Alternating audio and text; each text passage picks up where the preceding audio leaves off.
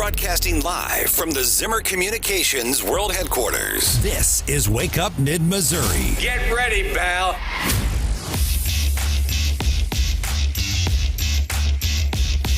So, foreign policy experience is not the same as foreign policy wisdom. I want everybody at home to note that I was the first person to say we need a reasonable peace deal in Ukraine. Now a lot of the neocons are quietly coming along to that position, with the exceptions of Nikki Haley and Joe Biden, who still support this, what I believe is pointless war in Ukraine. And I think those with foreign policy experience, one thing that Joe Biden and Nikki Haley have in common is that neither of them could even state for you 3 provinces in eastern Ukraine that they want to send our troops to actually fight for. Well, there he is, Vivek Ramaswamy, as he was making a name for himself last night. I'm not sure how good the name is. I'm Randy Tobler. We're going to be talking about that all morning, along with local, national, state issues. I'm Randy Tobler, along with Stephanie Bell. Good morning. Producer Hannah, who was here late last night. Hello. Covering the debate. Yeah. And you'll be giving us a full 20-minute report later. You won't want to miss it. Oh, And boy. John Marsh down over there. How you doing, John? Okay, and we got Brian Hauswirth, who is going to be in with some news. We have local news. We've got the Ashland Police Chief issue. We've got tons of stuff. There's Brian Hauswirth. How you doing? Were the pancakes good over at Golden Corral? Were they good, Brian? Everything good? Nothing yet. There's still a chain link fence surrounding the restaurant. All right, and we will have, and we're going to ask for your input, everyone, 573-874-9390 here on Wake Up Mid-Missouri, as we go round the horn, round the studio to talk about the debate last night. Initial impressions, we'll get into the weeds a little bit later and find out, who won, who lost, does it matter? Maybe the biggest winner in the room was the guy that wasn't in the room. Who knows? Let's start with Brian Hauswirth. Did you watch the debate last evening? I had it on as I was doing, Hannah and I were here at the station. I was doing some work, and I had it on. I'm primarily listening, but I had it on the screen as well. The interruptions of people talking over each other I'm not a big fan of that. I do think the moderators did a better job than some of the others.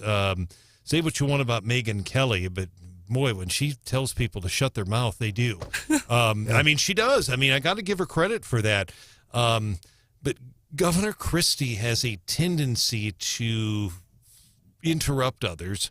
And I'm not sure Megyn Kelly was correct about a bill. She was referring to a bill that She thought he passed, but I'm not sure that was correct. I'm not. He strongly disputed. I wish they would have spent more time on that. Well, maybe at the top of the next hour newscast, you can do some fact checking. Check per Brian. It's always interesting because he called her on it. He did, yeah. and he did. And I will say this: she does her homework, and who knows? It could also be one of those that's subject to interpretation. But I thought, especially on the radio, it sounds different on the radio than when you have it on TV and it just I think it sounds better, but I do like to have it up on the screen. All righty, Stephanie Bell.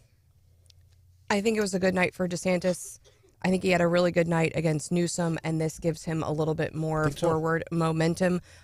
It seems like that clip we played from Ramaswamy, he's almost agreeing with Haley, because wasn't Haley, one of her first things was everyone needs to take a test, like a mental acuity test to run for president, and now he's like, and we also need to add a geography test to that as well. Yeah, he kept talking about she doesn't know the 3 Ukrainian counties over in the eastern Ukraine. It's like, hello, the provinces over there.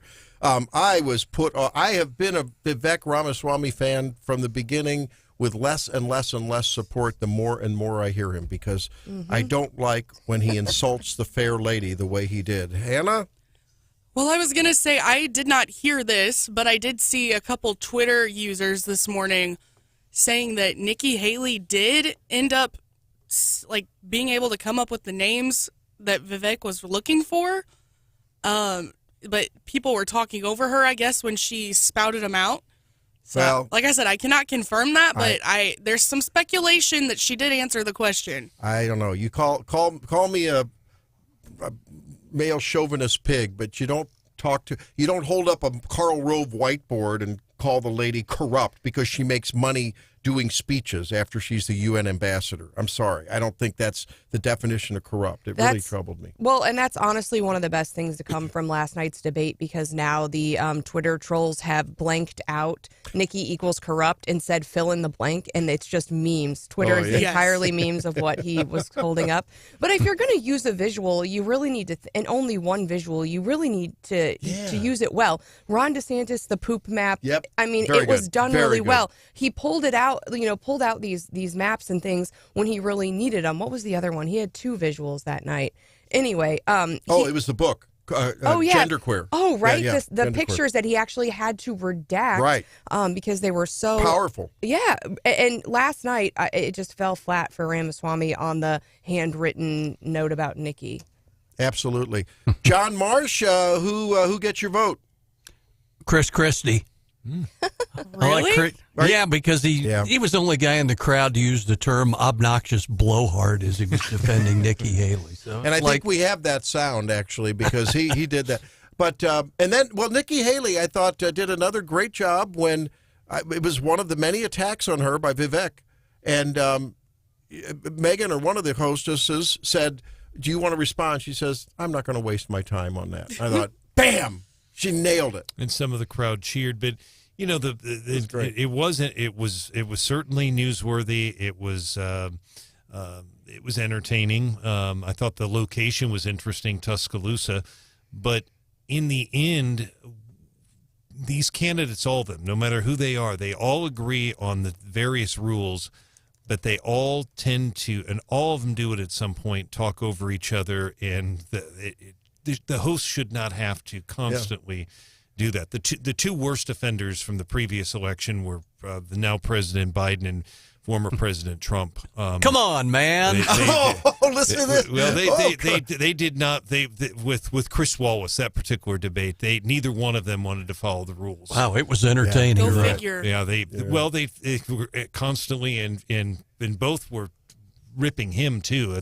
I thought he did the best he could, but again, when you go into that debate, if they're going to behave like that, sometimes I just wonder if the moderator should walk off. I don't know, because I have a problem with that. I think if you agree to the rules and not to talk over people, you should follow that. That's just me, though. Yeah, I don't know why they don't give the host a dump button. Just give him a cough button and say, I'm turning off your mic. Well, 1980, don't forget the Republican, the moderator told the sound person, turn off Governor Reagan's microphone.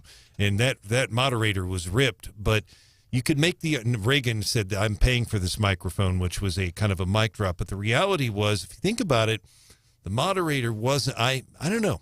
I thought he's the last one to do it. He was ripped for it, the moderator, who's since deceased. But nowadays, they just kind of let him do what they want to do. Well, and I don't know. I was also an early Ramaswamy fan. Yeah. Mm-hmm. I think that the difference in his performance and his demeanor between the first debate and the second debate was really stark. Mm-hmm. And it's like he was given some guidance or coached on being more firm and assertive, and I think he's almost tried to overcompensate and take that too far. I think he's trying to be something that he's not, and I think it kind of shows. He's not courteous. Well, and remember the polling, I think, from the early primary states where someone confronted him and said, you know what, the polling is really showing the more people get to know you, the less they like you, which is what I'm hearing from you and Hannah this morning. I think policy-wise he's okay, but there's something about young people. Hey, now. I got to watch it here, Hey, guys. now. I got to watch it here.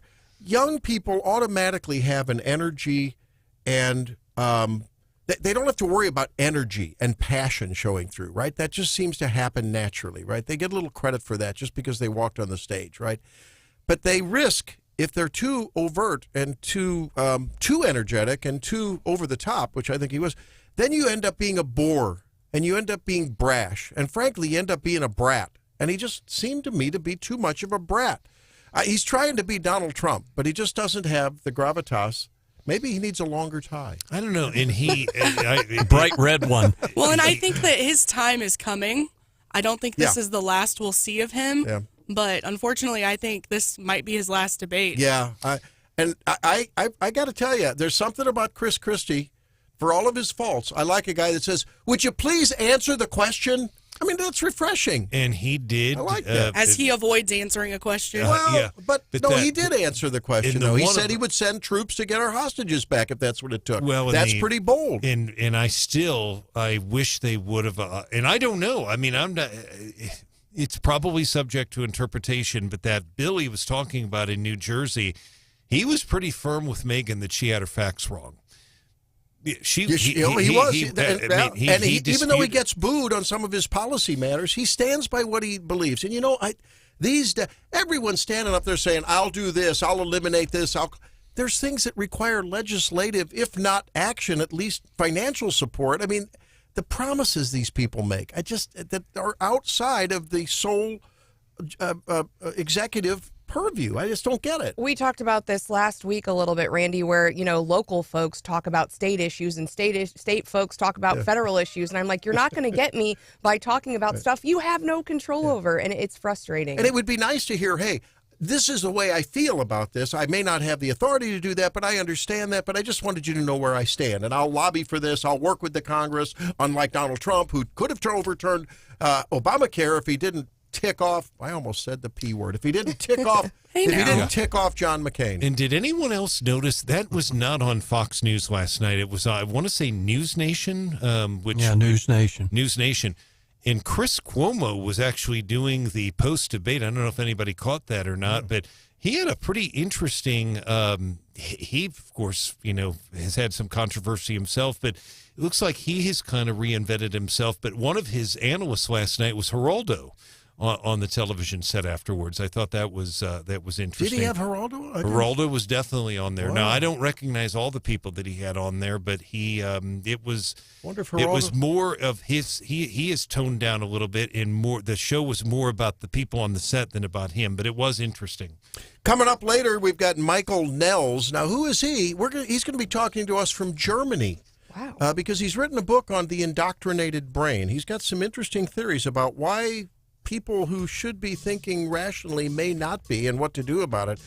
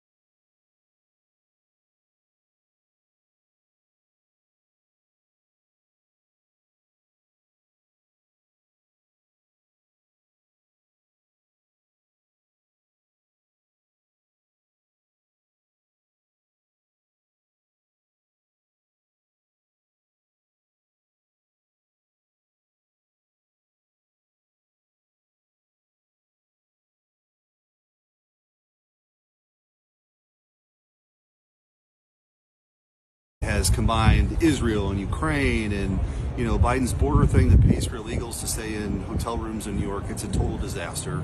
We shouldn't. That is Senator Schmidt right outside taking the latest vote in Congress. He's doing some cool things on his Instagram and kind of keeping people updated, kind of like your everyday influencer. But I think it's helpful and it's nice to hear, to see him just kind of out there and not just these shticks on Fox News, and kind of updating the people from his socials. He started it during the campaign. He was very active on Twitter and Instagram and everything. So yeah, he did. And it's nice to hear, from someone local about what's actually going on. We yesterday, it did not go well for those hoping to get that supplemental spending bill passed. Of course, this was the $110 billion bill. Senators voted 49 to 51. They needed a 60 vote threshold to get the proposal up for consideration. Bernie Sanders voted with the Republicans. Schumer flipped his vote, so then that is a maneuver that would allow him at a later date to bring that back up. While the holidays are looming and they're running out of time, people are thinking we might not get this done before the holidays. However, immediately after this failed, the parties started coming back together, calling on additional people to get involved in the negotiations, and Republicans are expected today to make a new offer to Democrats. I don't know what that offer will be. Yeah, I mean, this lack of bipartisanship on important matters is tough to watch. I mean, there's some certain things that just seem would be a slam dunk, but it's not happening because of the divide. Yeah, and I think, on some of these issues, though, but Republicans, if there's one thing that you can really criticize Republicans, even during Trump's era, it's that they are big spenders. Yep. And this is a lot of additional spending. Of course, we've already spent a lot of money in places like Ukraine. And so I could see some Republicans being really sensitive about just throwing more money at these problems when we have lots going on and lots of places to be spending our money. You mean like on Tuesday, a record number of border crossings, 12,000? 12,000, record number of border crossings. And we want to defend the Russia-Ukraine border? Really? It's unfathomable. That number, I'm trying to think what else that number, that's twice the population of Ashland. Yep. It's incredible. John, do you have an opinion on how on the border crossing thing? How many getaways that we don't know about should be added to that number? I know Fox News talked to the retired Border Patrol chief from Yuma, Arizona, and his contention was it's mostly adult male migrants, and they said they'd even stopped like 8 Syrian nationals showing up through the border. You talk about war on terror and all that. These people, believe it or not, they're coming into this country through the wide open border. It is wild. Well, also in Congress today, we're expecting another vote on Jamal Bowman's censure resolution. Of course, he pled guilty in October to a misdemeanor count for pulling that fire alarm. He agreed to pay a fine, and he said, haven't I suffered already enough? Why are you going to censure me? But we've been kind of hot on censuring people and these kind of I think we didn't do it for a very long time, and now we've brought it back up. So we're on that today, and then we've also got Nevada. We got to get to this. Nevada is indicting fake Trump electors. Yeah, 6 electors that were on the Trump train for 2020 have been indicted by the Arizona Attorney General. Just saw this.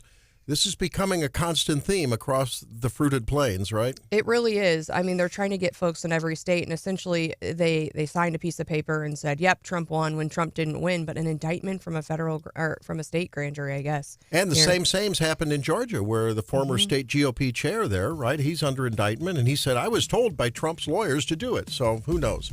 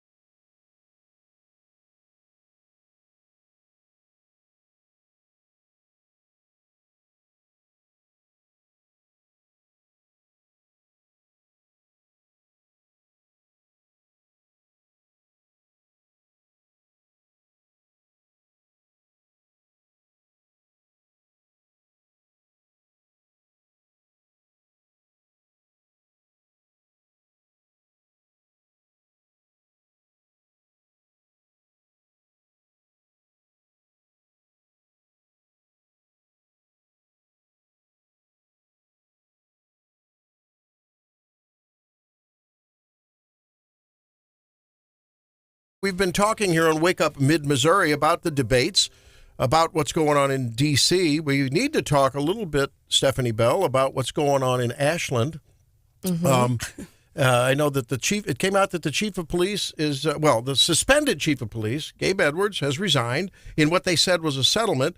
And so I know that you'll spend the next 15 minutes giving us all the behind-the-scenes personnel matters about that, right? For sure. Absolutely. The John, nitty-gritty. John, I would think a real public servant would be able to do that, don't you? Certainly. Yeah, no. Hey, so this is interesting. I'm curious from just everyone listening in to the program. There are these kind of issues that you hear about occasionally in municipalities. And then when a replacement is needed, recently in Columbia, they hired a big consultancy firm and spent, I don't know how much, and ended up getting the local person. And so I think just as a topic of discussion, obviously you can't talk about personnel matters, but I think for everyone listening, whether it's a city manager, whether it's a department manager, whether it's a chief of police, very important position like that, do you think that the recent experience in Columbia, I mean, we love consultants here, right? Tens of thousands of dollars, and end up getting a local person. And Jill's great, right? I mean, that's great. Is it necessary to do that in all cases? Yeah, I mean, I think Columbia has a much bigger budget, obviously, than Ashland, and they are much hotter on consultants. I think as a small community, you do struggle with that in that you have limited resources. At the same time, you have less in-house experts in some of these larger governments, and so it's a conundrum. Yeah. At times you do have to go out and rely on that. And at the same time, you struggle too in making any hiring decision.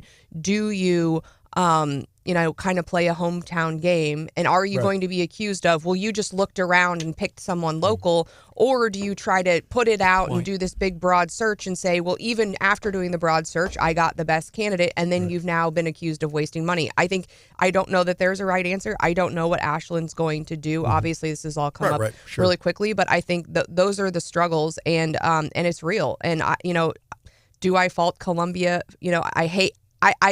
I take serious issue with them going out and doing these studies in a lot of other places. I don't know that I would do that for a role as serious as the police chief. I think what they did was probably right. I think going on as paying for the search, doing it professionally at that level, especially considering all of the struggles that they have in the law enforcement area, I think they did the right thing this time. And I think ultimately they ended up with the right candidate.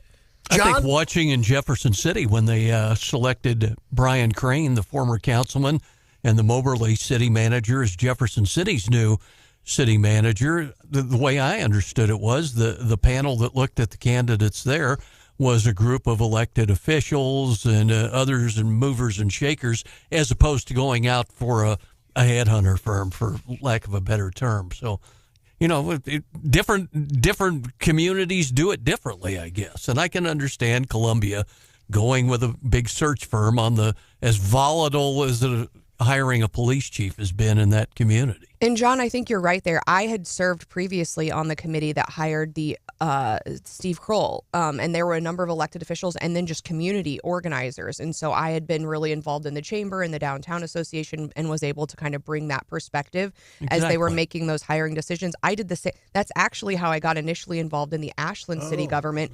Okay. Someone in the city learned that I have a master's of public administration, which is the degree that would qualify you to be and so I was kind of the resident expert and could answer some questions about that specific job, having been through that program and knowing a lot of people that had served in that role. And ultimately, and I will say after that, we interviewed a lot of people and we kind of stepped back. But then if you remember, we found Tony St. Romain, who had been kind of partially retired off of Columbia and was a local guy and ended up being the right choice for us. But we kind of did it internally as well with folks in Ashland. Well, and so I guess that what I would admonish everyone in their community that has any either input to or actual leaders is to think about it before it happens. Think about the process and what you can do to make it, as objective and as transparent as you can, right? I think because then at the end, you're never going to, as a leader, you're never going to make everyone happy all the time. In fact, you're going to make very few people happy any of the time. But at least at the end of the day, you can say a good faith, honest, open effort was made. And it's important. John, it makes me wonder, has anyone ever at the state level from a state legislative position ever thought about, having a resource, just like the feds have the FBI for local law enforcement to have resources they couldn't afford otherwise in big cases. Wouldn't it be interesting if there was some kind of a mechanism to just do like the basic kind of things you do with any candidate search, at a state, I hate to suggest another state agency, but that could truly be helpful, especially to these municipalities with 1,500 people, Well, and I think the state provides that help when you talk about background checks from a legal basis on that. But I think from just the general search thing, heck, that's an idea. Well, and even on a larger scale in larger organizations, we just saw it, and we saw praise for Charlie Shields with the DESI pick, right? Yep. For DESI, they could have gone out That's on this right. national search, and they said, actually, we've got someone right here who we think's perfectly qualified. Yeah. Why waste our resources and time? I like that. I do too, actually, yeah. All right, we have caller Tom on the line. How you doing, Tom? What's going on? Hey, good morning. Thanks for taking my call. But you asked what some of your listeners thought about hiring consultants, and it's a way to not take responsibility as a city council person. In other words, you hire somebody, it doesn't work out well, we listen to the consultants. Or it's another way of, not doing the research yourself and allowing other people to make the decision for you. So I'm not really, a fan of hiring consultants. I think Columbia spends too much money on hiring consultants, especially since what the latest news is, we're 40 officers short on our police department. Is that the latest I heard? 20 or 40? I don't remember. Yeah, I think it's topped 40 at this point. Yeah. Yeah, I think so too. And I don't know what they're thinking, why they bought that building next to the Second Baptist Church when we could be spending money on, hiring officers and increasing the morale of our city, But anyway, that's my opinion. They spend too much money on things that aren't productive. So yeah. Hey, thanks. Thanks. I'm giving you my I opinion, appreciate it. I appreciate it. The other thing about consultants, it's a way to sort of escape some of the heat. It's just a way to escape some of the heat if you're the leader. But sometimes I'm going to push back a little bit because make a decision and own it. Sometimes, you just don't have the expertise. I agree. I will say at the Ashland meeting we had on Tuesday night, we had several consultants in the room. Not only, there was a developer giving a presentation. I wouldn't qualify him as a consultant, but we're potentially going out on this bond measure on wastewater, and you start talking about sewer treatment plants and water, and you really need someone, and bonding, you really need the experts in for some of that stuff. Hiring is something I think you could probably do without a consultant. Well, speaking of wastewater, Ron DeSantis got a little mixed up on a pronunciation last night. Oh, this was rough. Now, we were talking, there's a publicist that, sends us pitches for different guests that may have written a book or something. Occasionally I grab one. Sometimes it's junk or sometimes it's good stuff. And the name of the company is Publius. So we were discussing, is that Publius? Is it Publius? And then Ron DeSantis came up with the answer last night. Jay, Madison, and Hamilton, they went under Publius. It's Publius. Hannah, it's Publius. John, I was wondering, is it Publius? Is it Publius? Well, Ron knows what it is. There you go. He should know. It's too close to home. Man. When we come back, is Taylor Swift feeding women's yearning for annihilation? Oh. And I'm about to leave. And vaccine hyperimmune response.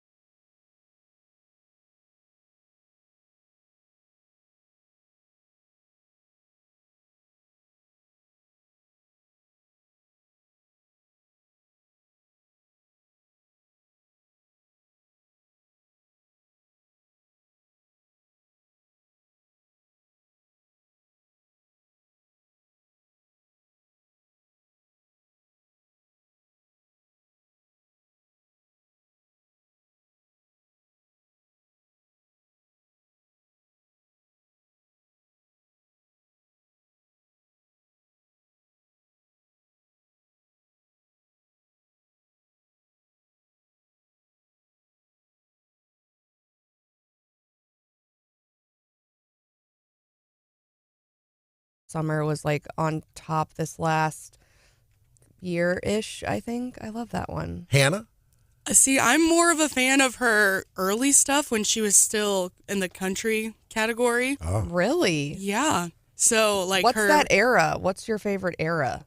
The Fearless era or the Speak Now era. 1989. I like Blank Space.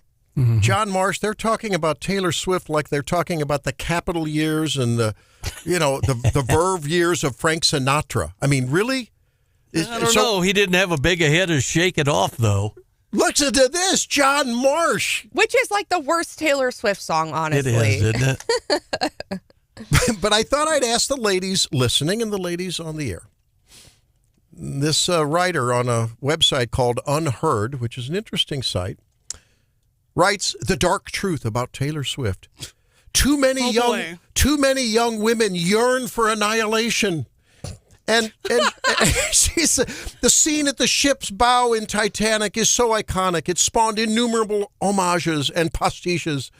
But the fictionalized love story that carries the same iconic power, had their relationship not been doomed, would it have been the same? This person sounds like they're a lot of fun at parties. And well, think of Romeo and Juliet, all of the great and her thesis is that, and she says it's reflected in many of Taylor's, her personal love life, reflected in some of her songs, is the tendency towards tragedy. It's sort of like the first half of the Hallmark movie.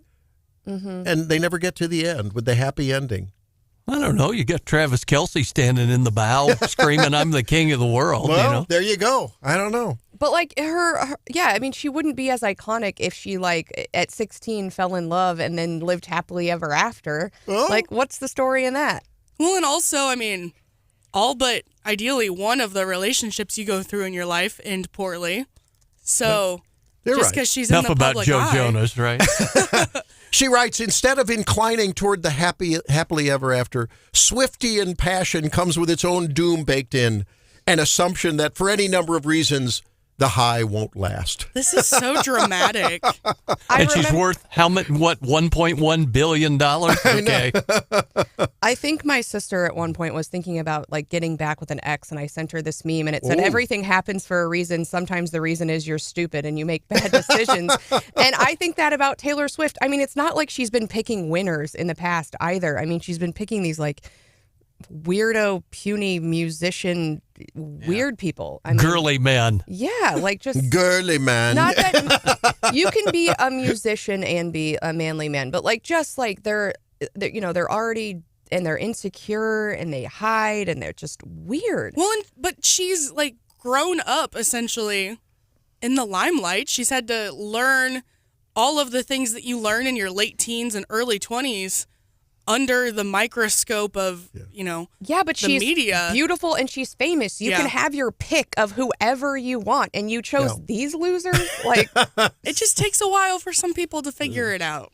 Well, that's with Taylor Swift, people have watched her career. What was she, like 17 when she first hit the big time? So it's, like you said, she's growing up. And I didn't realize, I have to be honest with you, until the whole Travis Kelce thing came up, I just don't know. And here, but I've come to find that she's really, just raw talent. I mean, she writes her stuff, she plays the piano, she's a on her own right, a talented musician.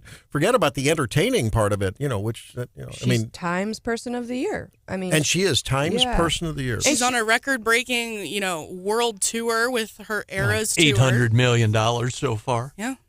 But you're right. I mean, there are some people who typically you are one or the other. You're a fabulous, because we've all been to that concert and you love the music and the concert is just, it falls flat and it ruins your, it's just not entertaining. And so, but the wonderful music. Yeah.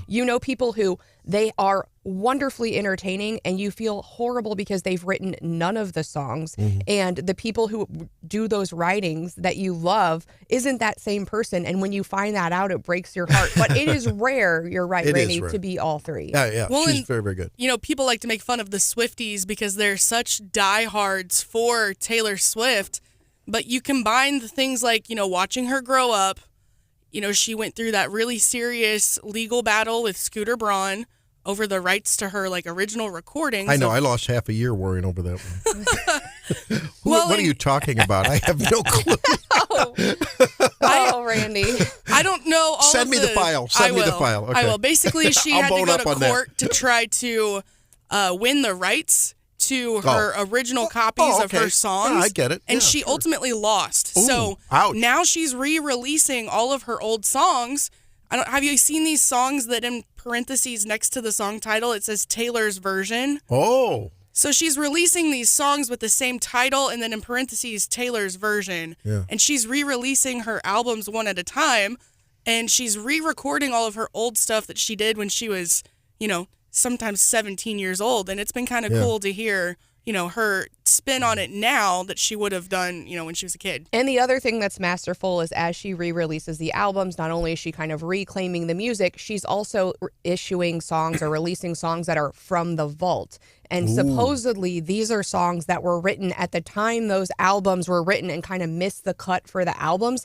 And some of them are... My favorite Taylor song is one that she just released from the vault. Which one? It's called Timeless. Yes. There are so many good songs. And you're like...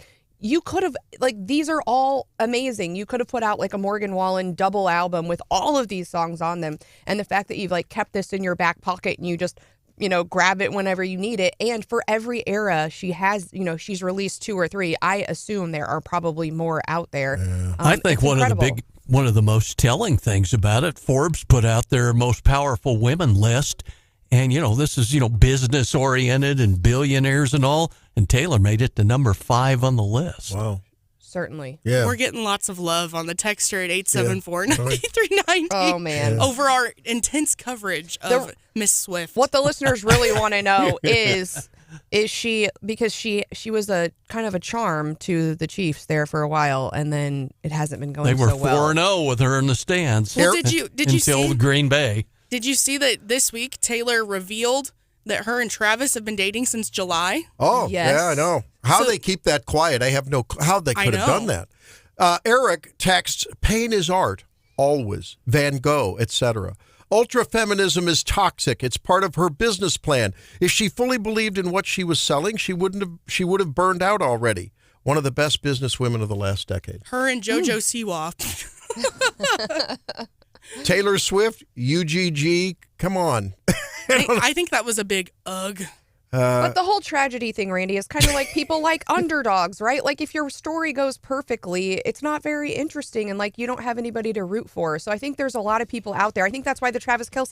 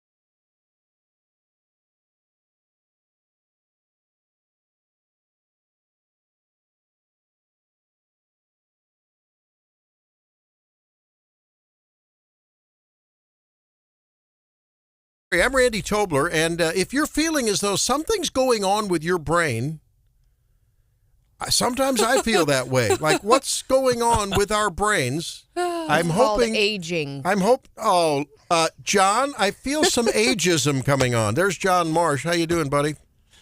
Say what? Okay. Yeah. And Stephanie? Good morning. I feel like that. Should I leave your mic on or off at this point? But for me, I feel like aging is what's going on with my Trying brain. to walk it back. Hannah was trying to put the put the weather forecast in the refrigerator this morning, so she doesn't escape it either. Well, and I think we can all say, Hannah, maybe you're the best barometer of this because you're the youngest person on the team.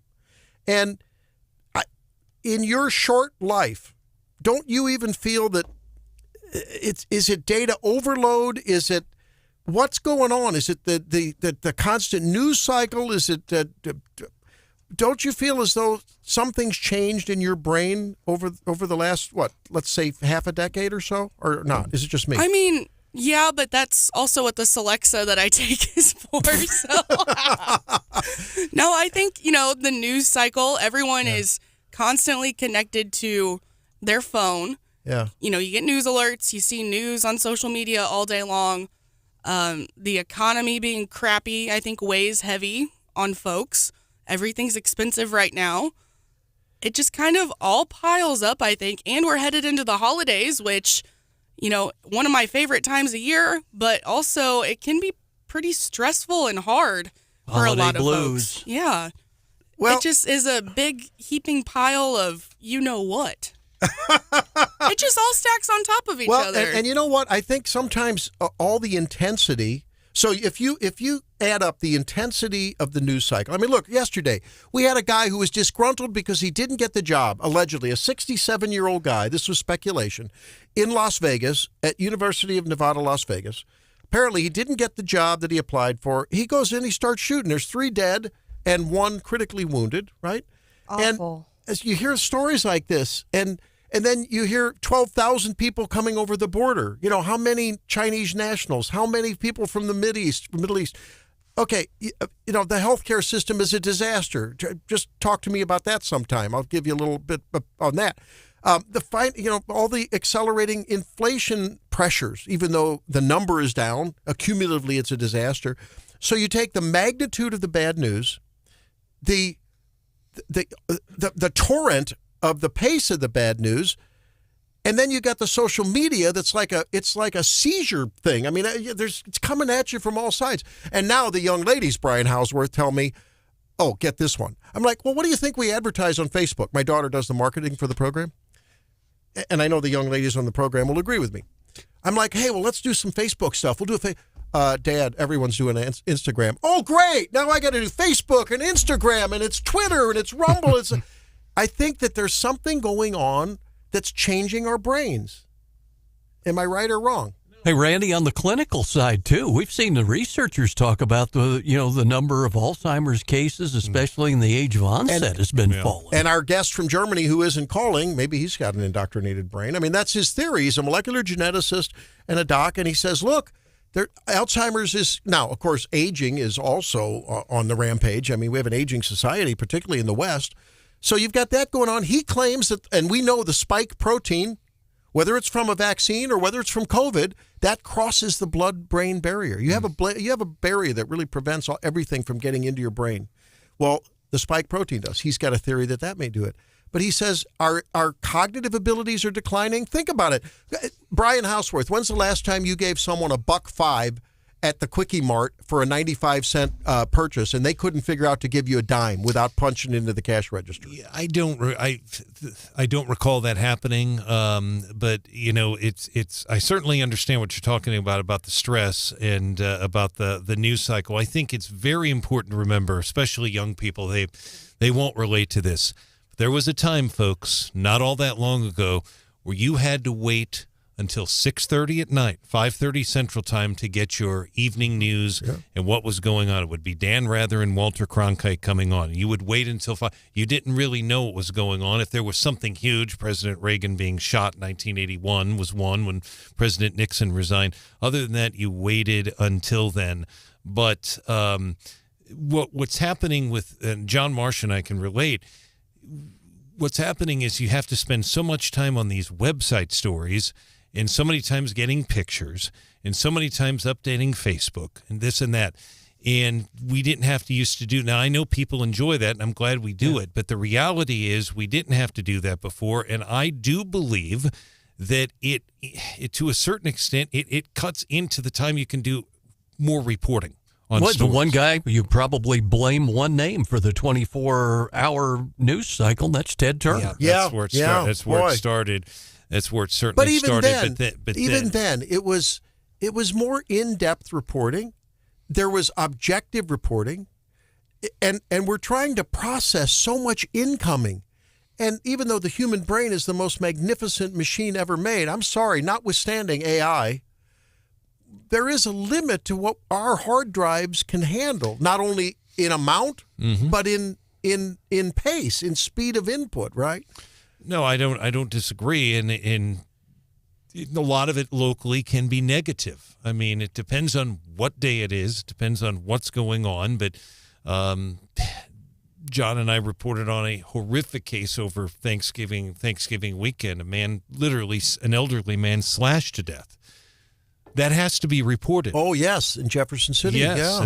And there's a possibility that we could see a death penalty. Apparently, a pillar of the community. When I read about him, he's a volunteer, a good guy. Yeah, very, very well known. And his stepdaughter, took allegedly, him out. allegedly. But I mean, there's just a year ago Thanksgiving, same city, Jefferson City, 2 people shot and killed in a restaurant. We have to report it. But it does take its toll. It takes its toll, unfortunately. And this guy also says that from the people that are trying to get our either affection, our vote, our business. Think about it. I mean, now there's people on the cable news network like you need a special device in case someone's choking to suck the little Brussels sprout out of your throat. It's like no, that's called the Heimlich maneuver. I was going to say, I've seen those on a lot of baby registries lately. I'm serious. I know, but okay, and he calls it fear porn. It's fear porn. I mean, what do the politicians do? Oh, and they target young moms. I mean, I bought every single thing you could buy, and the price, they could have charged me, so much more, and they did. On car seat. Do you want your kid to be safe in a car? Here's a $700 car seat that expires every 90 days. I'm like, well, you don't want to be that. I mean, it's just ridiculous, but you fall for it because you're so fearful. What if it's and you don't know better? One of my best friends and a former producer in my St. Louis show with her first child. I mean, she had talk about hand gel for COVID. I mean, she went through a bottle of that stuff all the time. You'd have thought this kid ended up with allergies and all was in. I'm like, what are you afraid of? Germs are good for you. You need to be exposed to germs. Exercise your immune system. That's why I like eating the chicken tenders from the Tennessee game.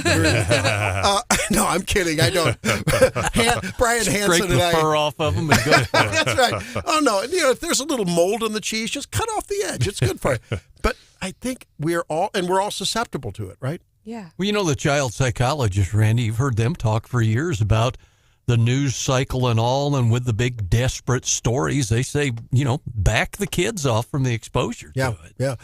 And look, I mean, is it you were coming up to finals time, or are we just getting over finals time? Got to be finals right now, yeah. And think of the number of kids that have been diagnosed with ADD. Whereas when I was growing up in school, I mean, maybe we had it, maybe we didn't. I don't know. You learn to manage whatever your yoke is to bear in this world, right? We all have a yoke. I don't remember even hearing much about it. And I mean, we're giving large swaths of the population stimulants, amphetamine. Now, okay, that's fine if it's working, but it's just, you got to wonder. There's something going on, and I don't know. I think we got a lot of kids on Ritalin, aren't there, Doctor? Yeah. And I don't know. Go ahead, Stephanie. Well, just going back to your original point, Randy, though, about like you would open with just like, oh, there's all this horrible stuff going on in the world, and you've got all these things and these things, and it's so overwhelming. But then we blame people for wanting to like scroll on their phone. I mean, it's kind of an escape, and so should we be blaming people when you're constantly no, I'm not blaming people. Yeah. And but I think other folks have been blaming people. And for the kids that have ADD, I mean, we have our kids in preschool. Then there's going to be preschool, and then there's going to be like, oh, they're in the crib. Let's start showing them their ABCs. Where does it end? And have you tried to pray recently? I don't know about you guys. I'm having a hell of a time praying. I can't keep my mind on it because I'm worried about everything that's going on. Our minds are distracted. I totally did flashcards with my 2-year-olds. I will say they max out like all the vocab tests and everything now, and they're very good readers. But we started early. And there's nothing wrong with that. But it's hard to find your mind in a quiet place. Well, you have to be able to do it, and you have to be able to set boundaries. But the reality, I don't know about this connection between negative news, or I'm not sure if you're implying negative news. Too much news, negative news. Well, it's all. I think it's all in the mix. Alzheimer's or whatever. But the reality is that it's just because you've got the push alerts and everything else. But it has to be done. I think it's important to balance, and I try to do this with some positive stories as well. You've got to be able to have those. If there's a business coming to town, some people call it fluff. It's not fluff. It's when businesses come to town. Those are big deal. Those are a big deal. But you have to balance some of the negative stuff out, because if you only just report on people getting shot in the head, people hanging out of car windows shooting people in the head, we've had those kind of things happening. Taylor Swift having a breakup. I mean, my God, if that happens, forget it. Car crashes. Oh my! I'm in bed in the corner, cuddled up with. In the stuff with Taylor Swift, that's divided people. Even something that doesn't even. I don't think it's that big of a deal, but I mean, it does divide people as well. But it does seem like attention spans are shorter than they used to be. Well, for what it's worth, Helene and I talked about it last night on the Doctor's In segment we do on the afternoon show. She found a story that showed that for happier holidays, try to do some volunteering. Mm-hmm. Do some volunteering. I think that focuses you on a different place. And this is the time to give. And some of us don't have the time to give material, or the money and resources to give materially. It's been tough on a lot of folks with the inflationary period. Give a little of your time and see if that doesn't make a difference. And we've got something coming up next Wednesday, right? That we got to talk about. Yeah, we do. It's the 1-for-1 Commerce Bank food drive that we do every year here at Zimmer. All of our sister stations are in on it. And Wednesday coming up, we will be out at the Columbia Mall and at Buckeye in Jefferson City on the Boulevard from 6 a.m. to 6 p.m. We'll be out there collecting food donations and cash donations. Yeah. The Food Bank of Central and Northeast Missouri is able to turn $1 into $4. Man, that's huge. And you can actually go ahead and donate online right now. KWOS.com and 939theeagle.com. Those links are all active right now, and you can go ahead and get your donation in for the holidays. So you quadruple your giving, right? I mean, that's with the food donations 4-to-1 by food donations. Yeah, food donations are awesome, but money. They can do a lot with that cash. They really can. So, yeah, get out there and do that. I've been teaming up with the Columbia Professional Firefighters and KMIZ, ABC 17, Fox 22. So it'll be a big deal. I'm out there from 9 to 12 next Wednesday, so hopefully you can come out and say hi. And I think the other thing, Hannah, you bring up a very good point. Buck Heights, by the way, used to be, I still call it Orchulans, but that's where it is down on Missouri Boulevard. But the Food Bank for Central and Northeast Missouri is seeing a greater need than they've ever had. No doubt about it.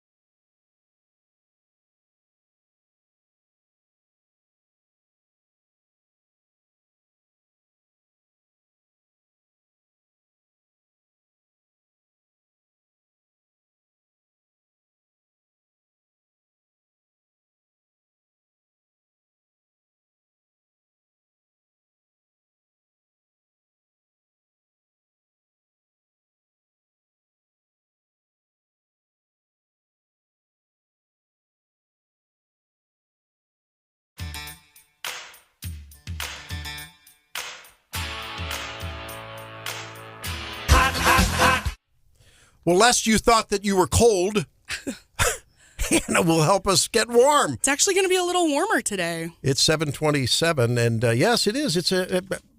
I don't know. It's been like a roller coaster. But what's going on today, Hannah? What's hot? Well, when Donald Trump started running for president, I guess I was in high school, I remember telling everyone this is going to open the door for other famous people who are, real woke or whatever, to think that they all need to run for president too, right? It worked for that guy, so it can work for everyone else, is what folks are going to start thinking. And Dwayne "The Rock" Johnson, which he's always kind of, I think, joked about running for president one day. He is actually, he is a part of the Republican Party, but he's kind of refueling those rumors about him potentially running for president one day. He said that he would greatly consider running for governor or president. And why start with a small local office when you can go straight to the top when you're, Dwayne "The Rock" Johnson? It's working out really well for Ramaswamy. Yeah, right. Well, we had Arnold, right? He did okay in the political realm. Yeah. But Newsweek did a poll about, The Rock, and it says 46% of people want Dwayne "The Rock" Johnson to be president. Wow. Of the people they polled. So almost half. And chances are you don't really know a whole lot about his politics anyway. Yeah. So going just off of who the guy is, I think it'd be pretty funny. That's pretty impressive. I think is that just symptomatic of a yearning for something other than the same old swamp creatures? Wasn't that part of the Trump charm? Wasn't that initially some of the Ramaswamy charm? Yeah. Kind of like Arnold. Yeah. And why do you have to have your look at Ronald Reagan? He was an actor, right? And there's a skill set there, a communications, a charisma, a charm skill set, a celebrity skill set that's an important component of that role. I will die on this hill if the person who wanted to be in elected office in high school, who wanted to be the elected office in college, who that's the only thing you've ever wanted to be as a politician, is not the person you want. Absolutely. Yeah, that you couldn't have said it better there. So you predicted it, right? Speaking of Johnson, when's the 4th Jumanji film coming out? I don't know. I didn't know where you were going with that. Speaking of Johnson. Dwayne "The Rock" Johnson. There you go. Now we've specified. Oh,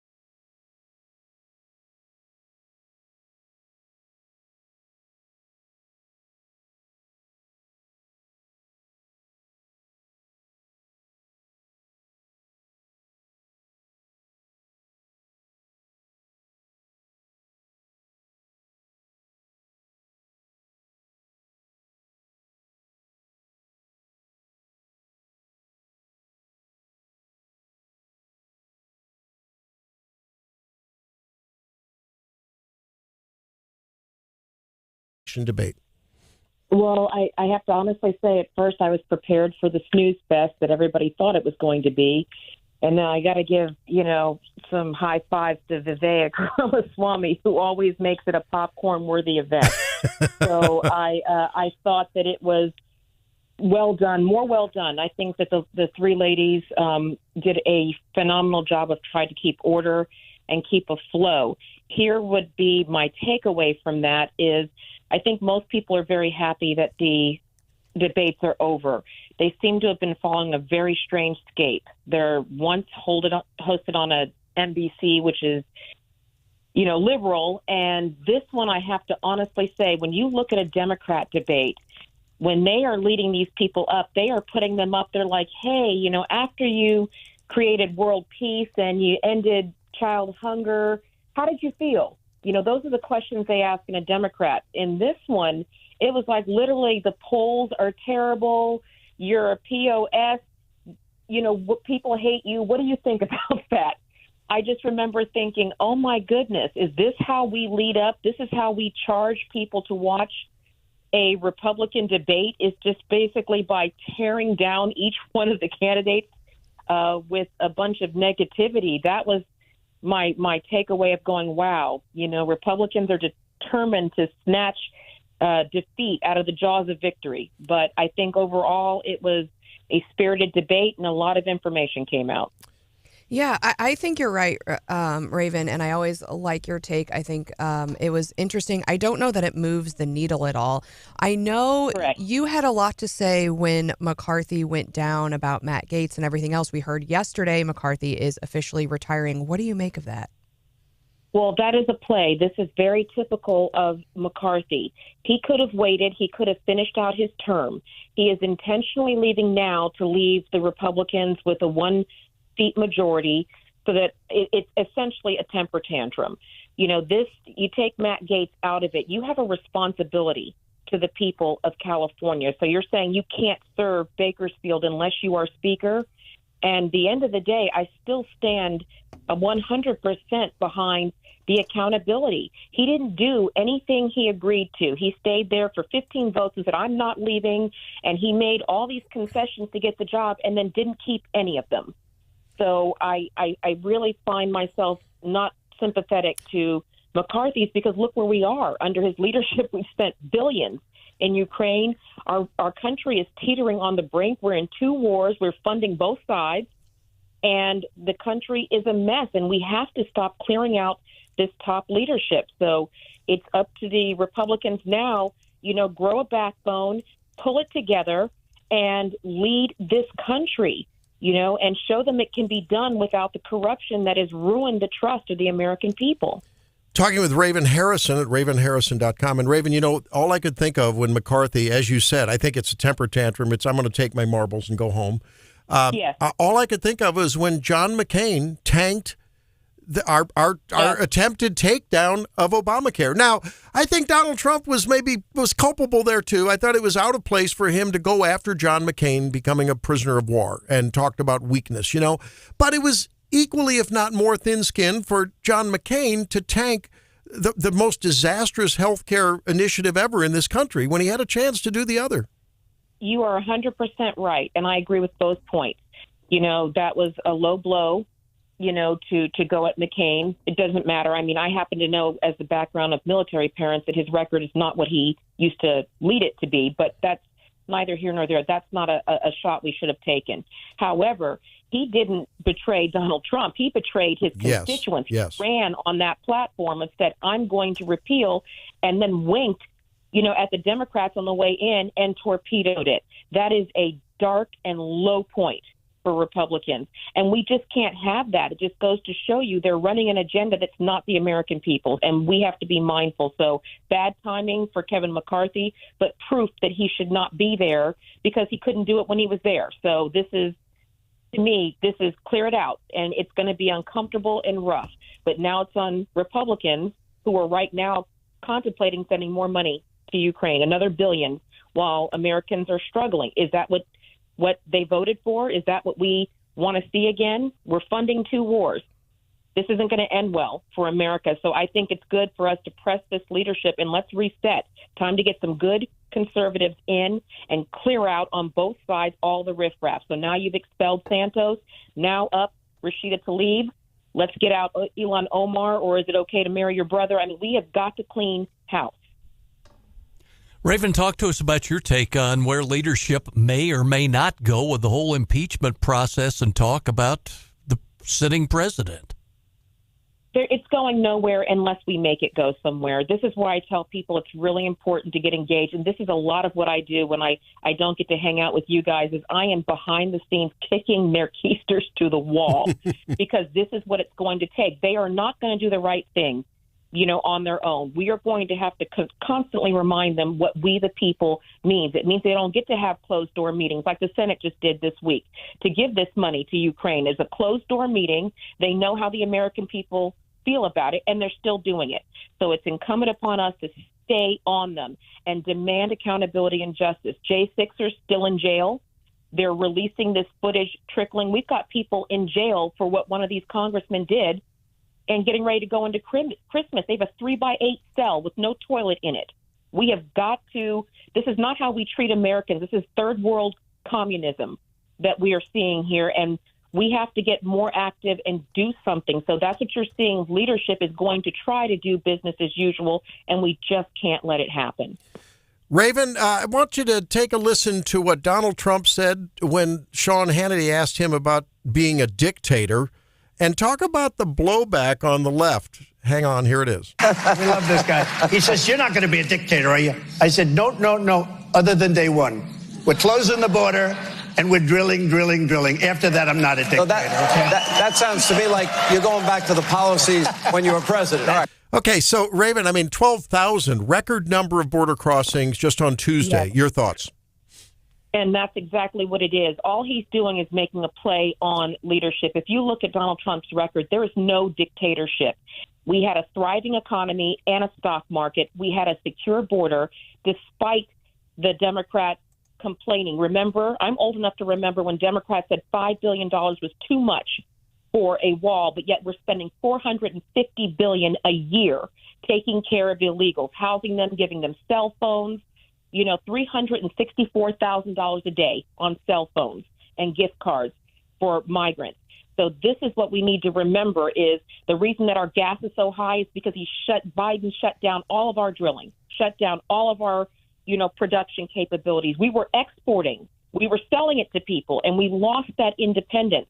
So that's not dictator. I think he's just having fun with what the left loves to say, that that's considered dictator. But telling people you have to put something in your body, telling people that $8 a gallon of gas and you have to have this kind of car, no provision for how to afford it, but you have to have an electric car so we can shut it down every time we want to. This is what people need to be mindful of, the word salad. Donald Trump is not a dictator. His record does not produce results like that. This is just a word salad of the left.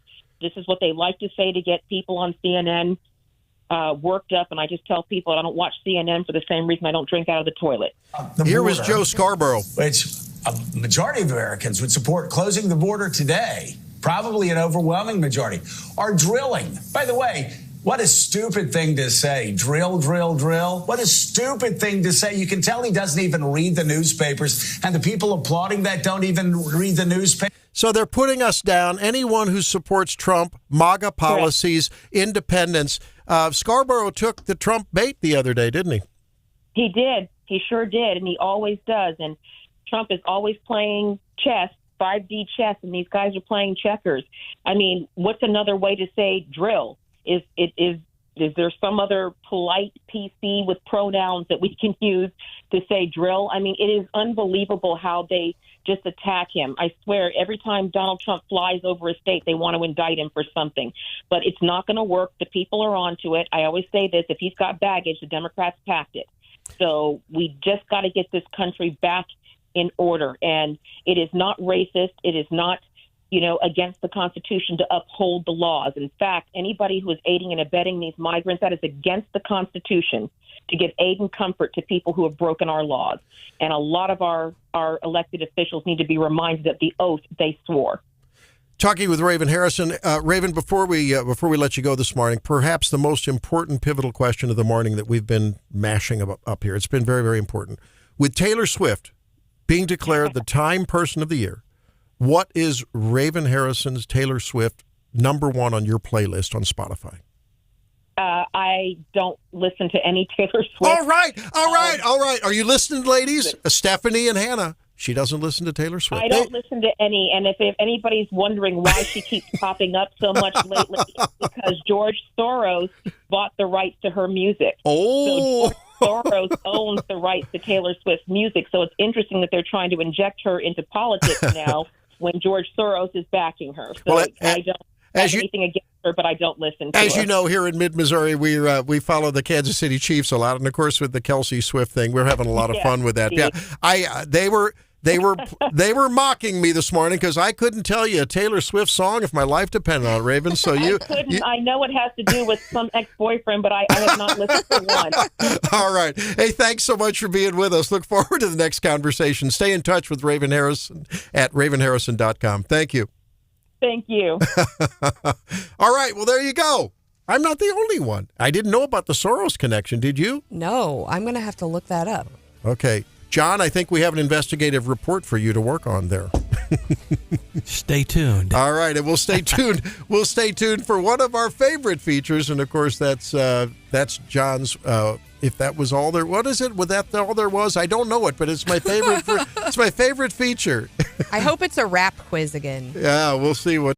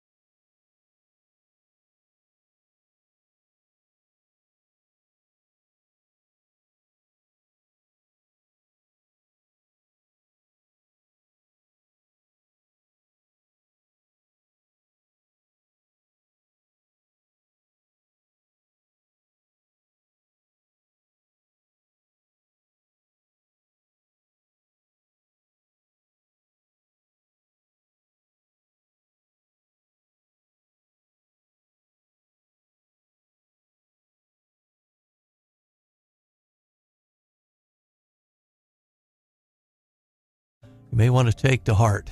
Alana Beecham filed a lawsuit over a Christmas party that went sideways at San Pedro, California at the Taco Bell where she worked. The manager invited her to the potluck, and she brought a big bowl of guac.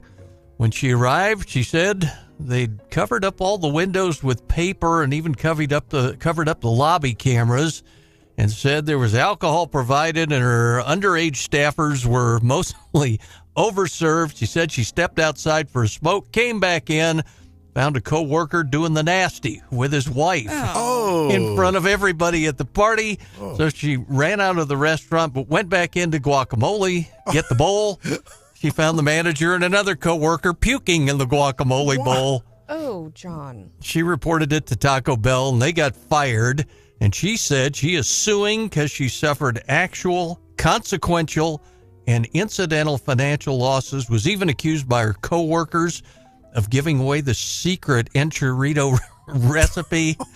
Her response was, "I'm not your average employee." The rest of that story.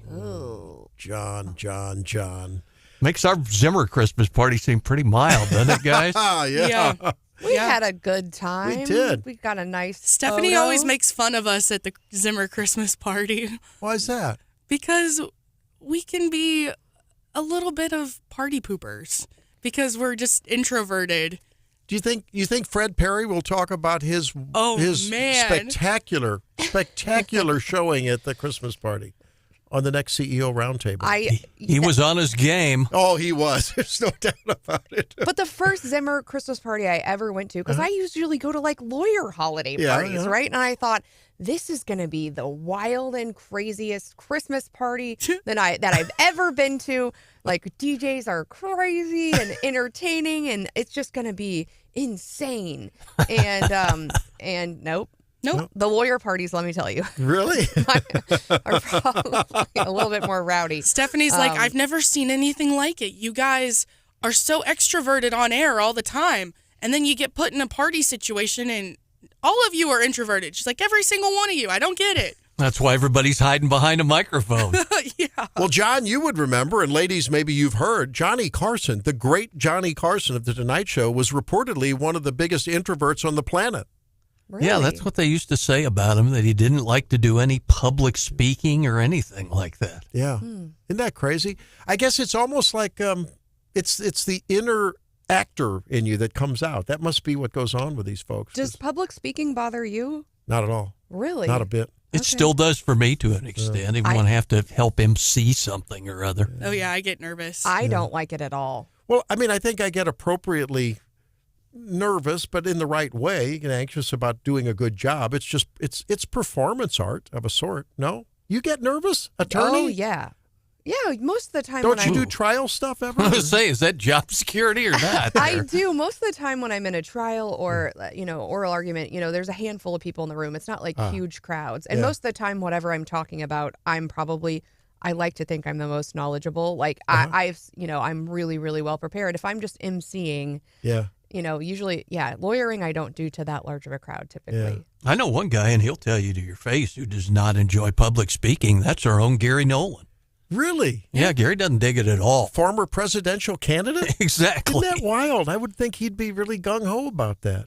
Huh. And I think, people get introversion and extroversion confused because it's about, how you recharge and where you draw your energy. And so you can seem like you're really, at parties or something really lively and fun, or that you really enjoy these things. But it's about whether after that, do you feel energized or do you feel depleted? And so, you can seem like you're really extroverted and good at it, but then you need that extra time to spend with yourself. Well, there's no doubt. I mean, it's when I do public speaking, I enjoy, my style is not to, the one thing I try to do is get away from the podium and just go out and sort of walk into the audience or ask questions. Sometimes my audiences get a little uncomfortable, particularly if it's, I recently should I tell on them? I gave a talk up at the medical school up at Kirksville. I was talking about contraception and about hormone stuff. So I started, these are second-year medical students, and so I started quizzing them. I'm like, so tell me,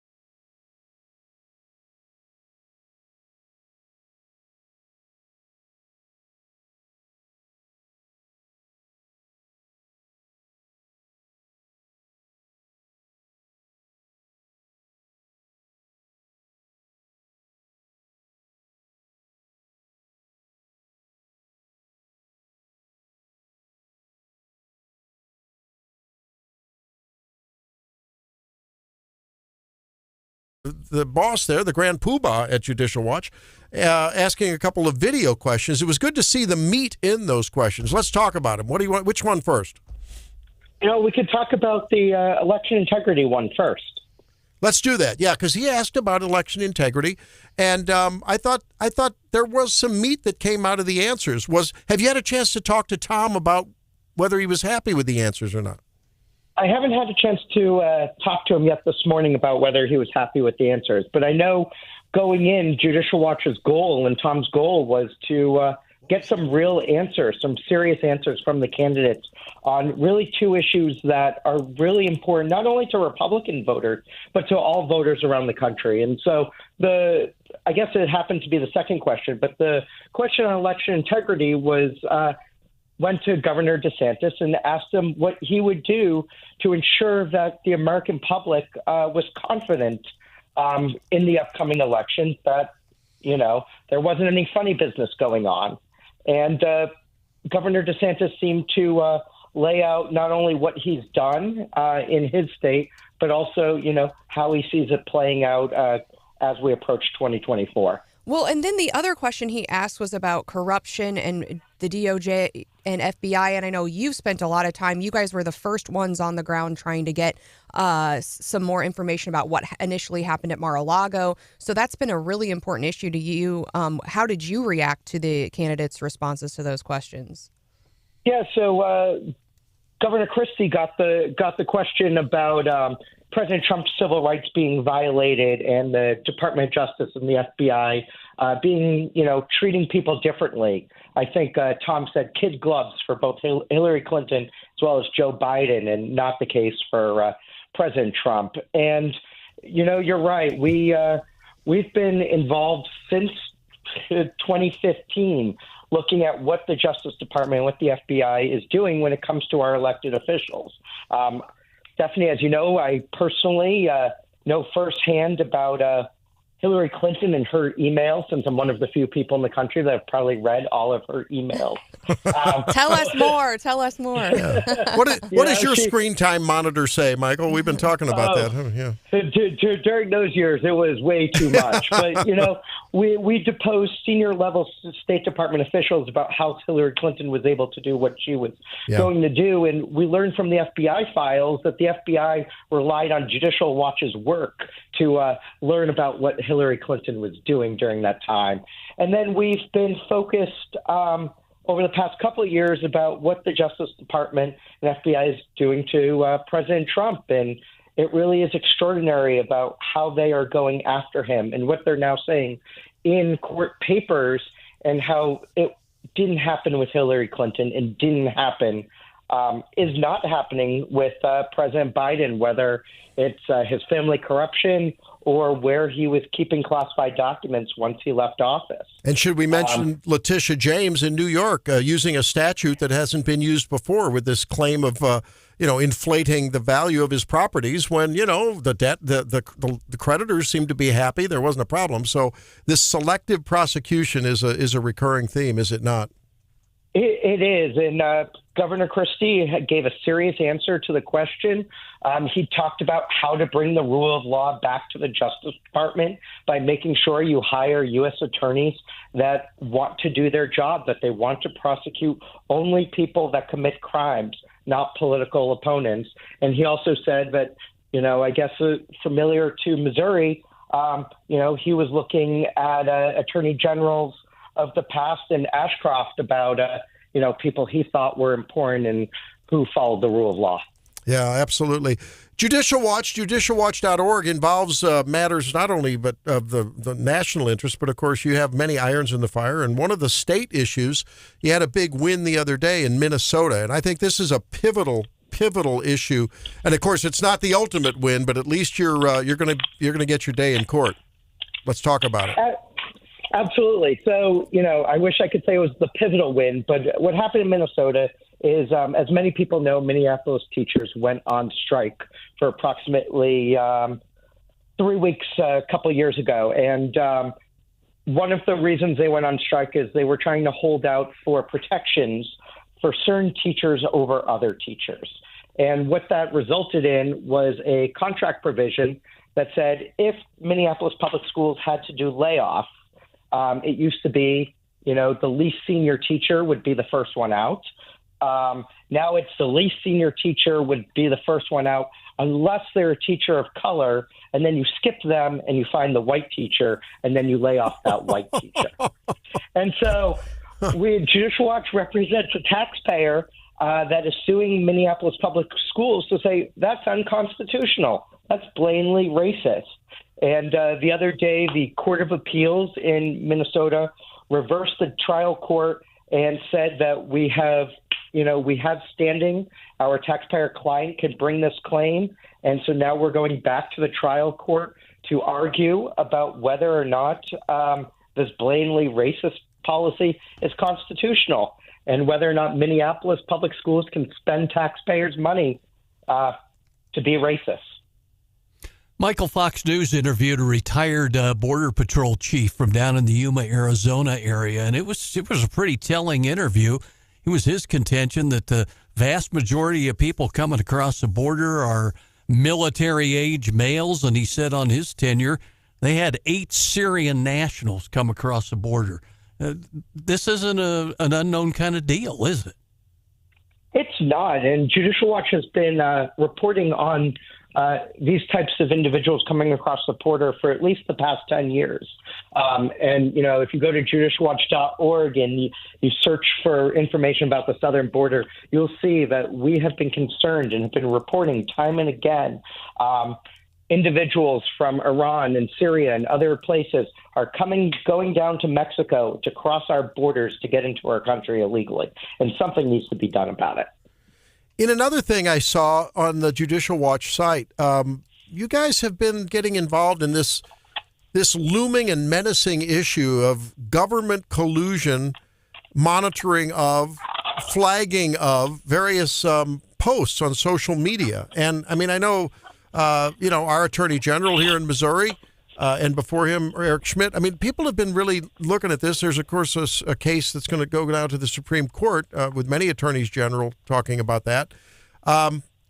This is interesting. You found a couple of agencies that were doing monitoring of our social media posts. What's up?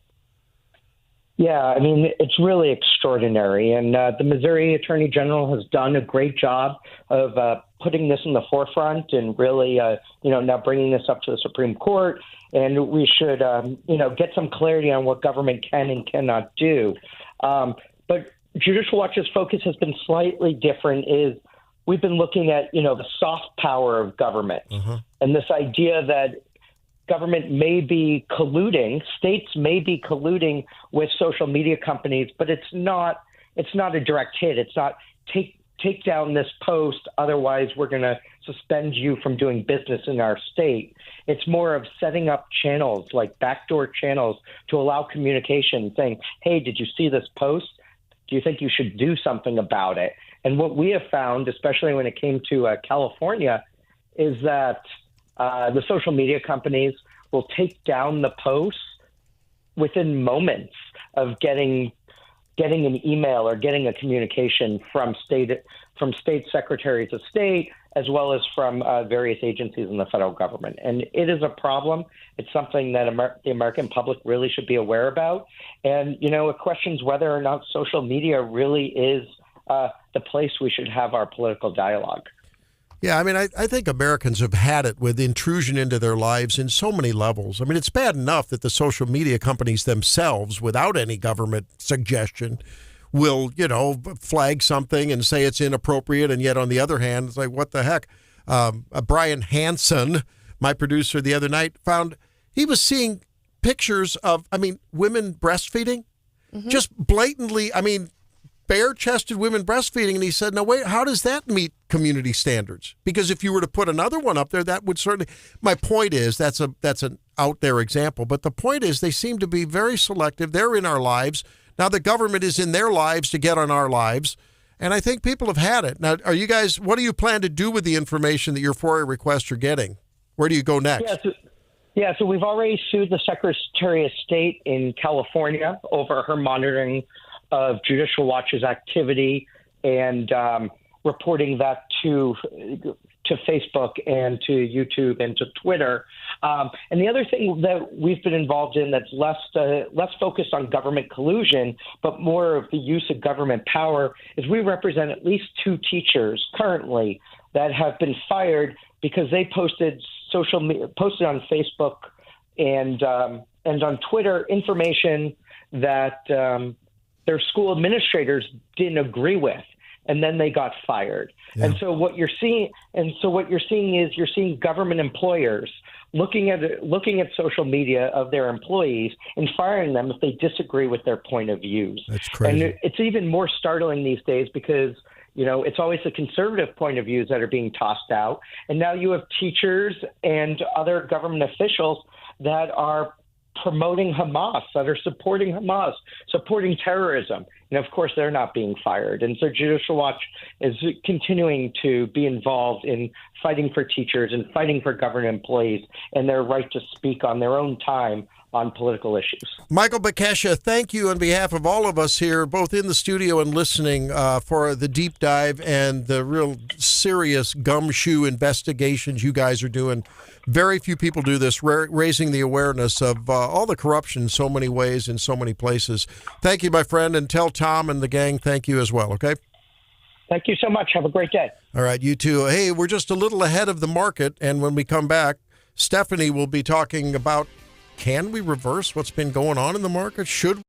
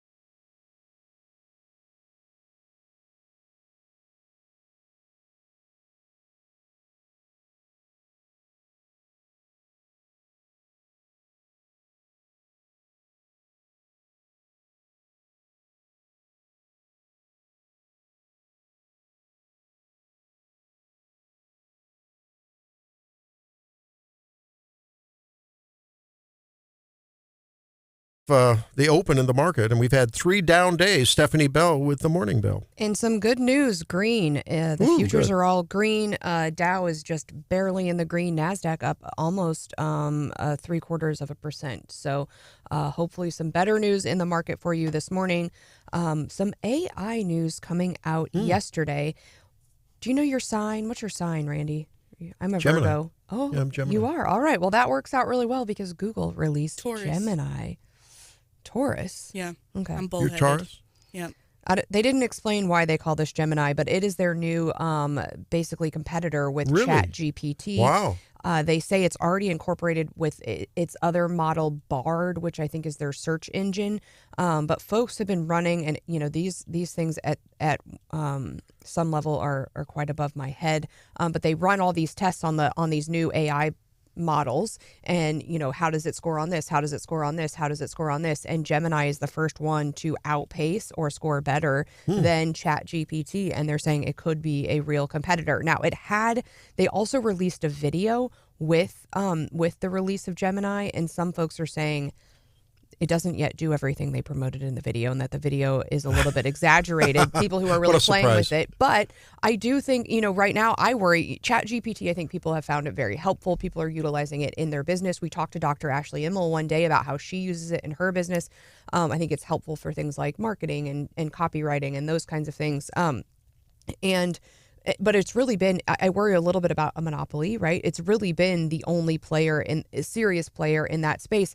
And they came out with kind of paid models and these things. And I thought, they're going to get us all addicted to this and then charge us out the wazoo for whatever this model is. So I think having a competitor, now folks are skeptical of Google because, of course, Google has, in some spaces, the social space, for example. What was that Google thing called? Google...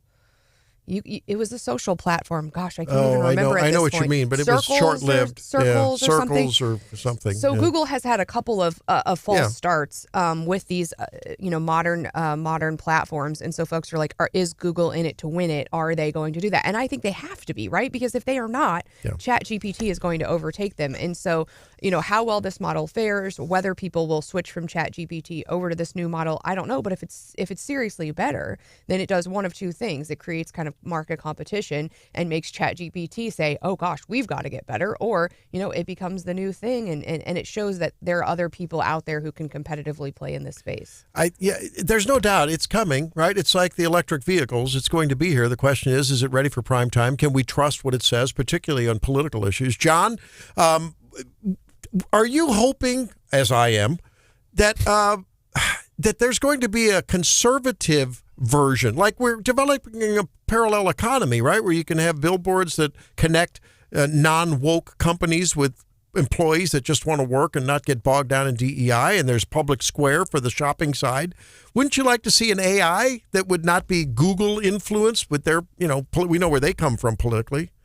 Yeah, it's one of those things, and I know when we first played around with the AI stuff, it was like, well, let's try and write a news story with it and then ask for references and all. And I remember I've told the story. I said, hey, write me a story on Missouri economics. And as it plays into the governor's state of the state. And it wrote the story, which was, believable. And then it sent a bunch of background connections of stories you could read.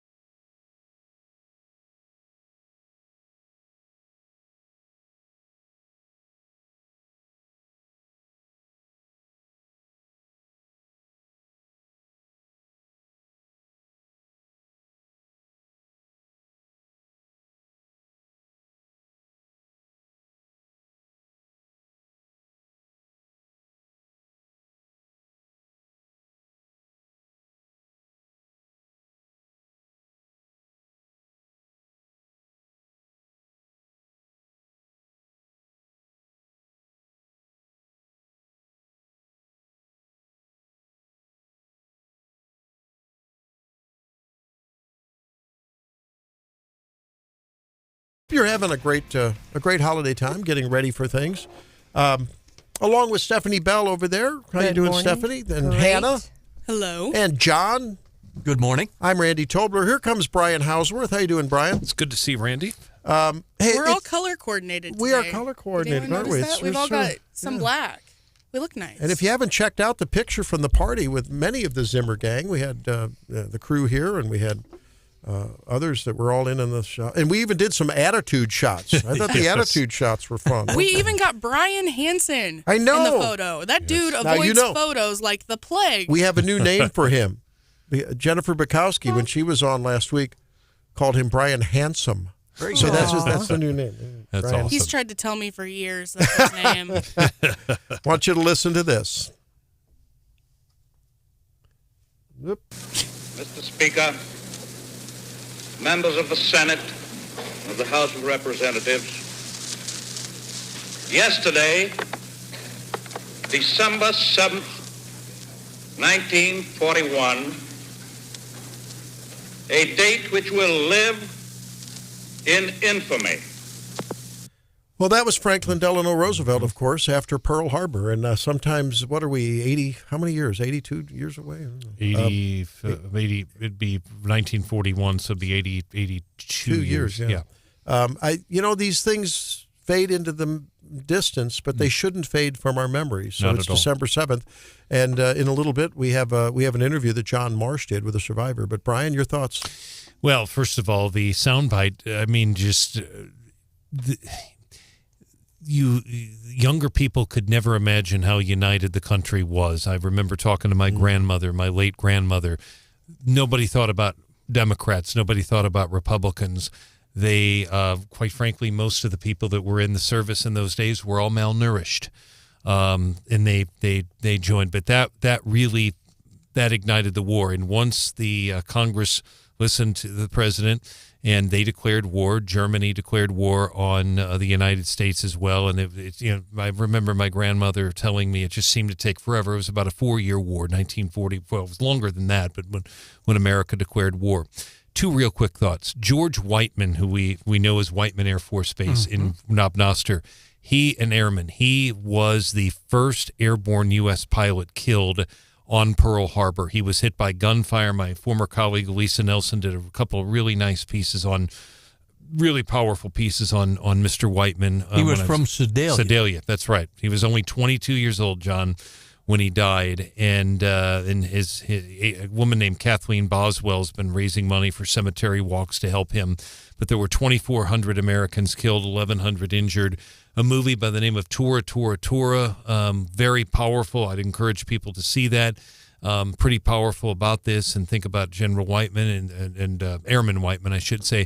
And the only other thing I'd mention, I don't know if at the time when I worked in Moberly, there were a couple of older gentlemen who were still there. They may still be alive, I don't know, but there were a couple of definitely World War II veterans at the time that would remember. And there is a stretch of highway. It is still there for sure, the stretch of highway, because when I went up to see Congressman Graves, I remember seeing the sign. But a stretch of highway, it would be near Clark, roughly between Columbia and Moberly, that is named after the Pearl Harbor American veterans, and very powerful. And that was paid for by the veterans had to pay for that sign themselves. I just think of that opening scene in the most recent Pearl Harbor movie and just how dramatic it was. I mean, it was to me equivalent as moving as the Saving Private Ryan, D-Day beach scene. It just to be there and to imagine, to put yourself there and to think what that must have been like. I mean, just unbelievable. And that was a great movie too, no doubt about it. I thought Tora, Tora, Tora is it's a classic. It's and it just they were actually performing. A lot of the musicians were performing. The band as the attack came, they had no idea. It was just absolutely horrible. Thank you for those thoughts, Brian. And you're right. I mean, we cannot forget them. Let's go to Steve, and then I know I want to get John's thoughts on this day and of remembrance. Steve, you're up on Wake Up Mid Missouri. Good morning. Good morning. You guys might be aware of this, but when Pearl Harbor was bombed, Truman happened to be here in Columbia at do you guys know where the old Candlelight Lodge building is? I don't know. And I was not aware that the vice president was here. Well, we found all this information in Truman Library in the late 80s, but he was staying here, and it was called the Pierce Pennant Motor Inn, right across from the old airport on Business Loop. Yes. Okay, right across from that. It's a large 4-story white building that was built in 1929. Anyway, he was staying there. He wrote a letter back to his wife and basically said, sorry, Bess, I'm going to have to go back to Washington. Of course, he was a senator then. Yes. And I'll explain later, and signed his name and dated it, December 7th, 1941. We found that information because we had a lady that lived at Candlelight. I was associated with Candlelight for 30 years. Had a lady that said, Truman, you stay here in room 13. There's a corner room on first floor. And so we went to the library, found the envelope on microfilm and the letter, and was able to have them make a photocopy of that, and we did have it displayed. But I was away from Candlelight in 2000. I was no longer an owner, and so my part. But okay. Anyway, well, thanks for relating. I didn't realize that about the local history that Truman was here in town. No, and thanks so much, Steve. I appreciate the call, and I'd love to eventually see that letter. I'd like to see that at some point. That's fascinating. It is a little confusing. Harry Truman would have been a senator at that time. He later became vice president, and after FDR died, he became the president. But very powerful. Yeah, I know our remembrance of it. I think for a lot of listeners here in mid-Missouri, Bill McEnany, who was of Jefferson City, who passed away last year at the age of 101. I remember. The time. Yeah, I remember that. Bill had been in the Navy at the time of the Pearl Harbor attack for several years. He was like a hospital corpsman, second class, stationed on one of the hospital ships. We did an interview with him a number of years ago. And he had taken some liberty early that morning and gone on a sightseeing tour and was out in it and treated the wounded right in the heart of that attack 82 years ago. Cow. Here's a little bit of that. At the time the attack started, we were on what they call the Pali Overlook, which is going from one side of the island to the other. Now it's a big tourist attraction. You can see, the north side of the island, the windward side. And as we stood there, and our cab driver was explaining to us about King Kamehameha and how he treated his enemies by throwing them over the cliff there, we noticed that there were bomb bursts or shell bursts out over Kaneohe Naval Air Station at the time. And we couldn't figure out what in the heck they were doing, target practice on Sunday. You didn't do that. But then we saw an airplane falling out of the sky and figured, they're shooting drones. Well, they weren't shooting drones. And about that time, some guy drove up and wanted to know if the 5 of us were in the service. We were not in uniform at the time. We were in dungarees. And and he said, the Japanese just bombed Pearl Harbor and you're supposed to go back to your ships or stations. And we look at him like, are you some kind of nut, And anyhow, he said, turn the radio on the cab and listen. So we did. And sure enough, they were broadcasting that they had attacked Pearl Harbor. And whether you're 20 or whether you're 90, those kind of witnesses, those kind of testimonials put things in perspective, The way he speaks so matter of fact about it, and these guys that literally had seen hell in one way or another for how many years?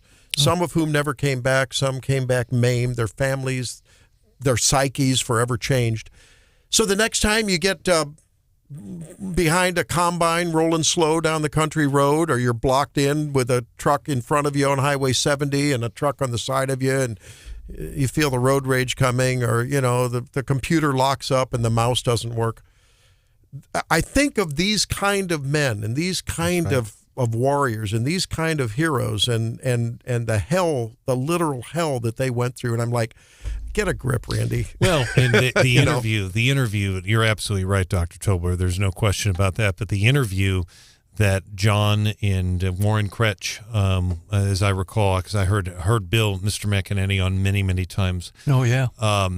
Powerful. And that was just one clip, but he said so much more. But he talked about at length about being the crew, since they were hospital corpsmen. Yeah. They were treating the wounded, a lot of burn victims and all that. And he was on hospital ships. He did 20 years in the Navy and retired as a chief hospital corpsman, and said he was on at some of the biggest battles on the hospital ships in both World War II and Korea. Yeah. Exactly. And it's just the patriotism in this country was so high, and it was a different era, in many, many ways. Many ways. It's we wanted to just remind you that on these solemn days we should never forget. And there's a lot of never forgetting going on among Jews around the nation and in the world.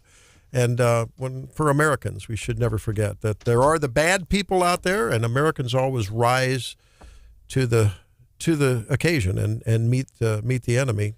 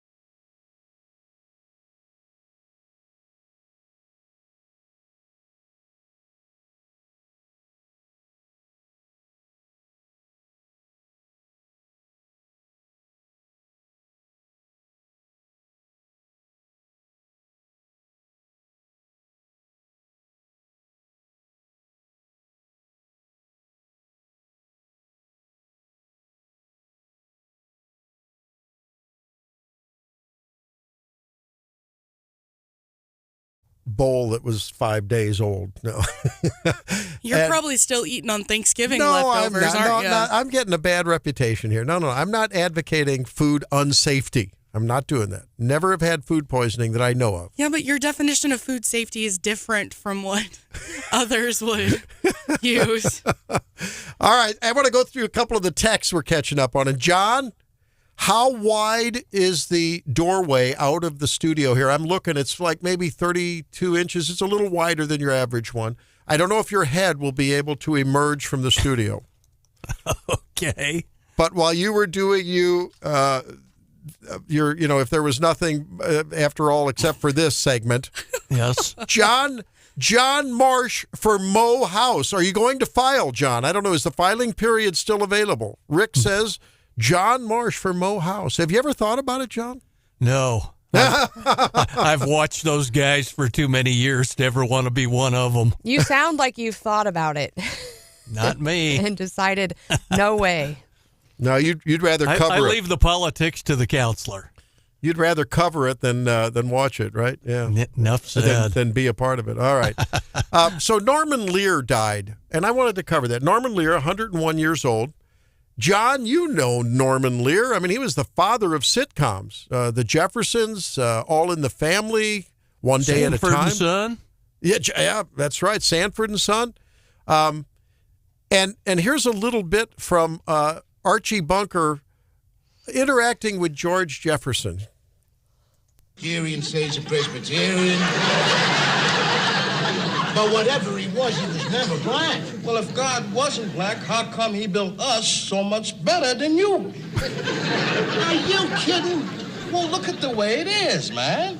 Take us out of football, take us out of basketball, take us out of the Olympics, and what do you got? I can't even think about it. It's pathetic. Well, let me ask you something. How come all the astronauts are white? Because they're picked by lily white Americans like you who only pick other lily white Americans. So what? So nothing. Keep your white astronauts. Like I already proved to you, we got God, who is black.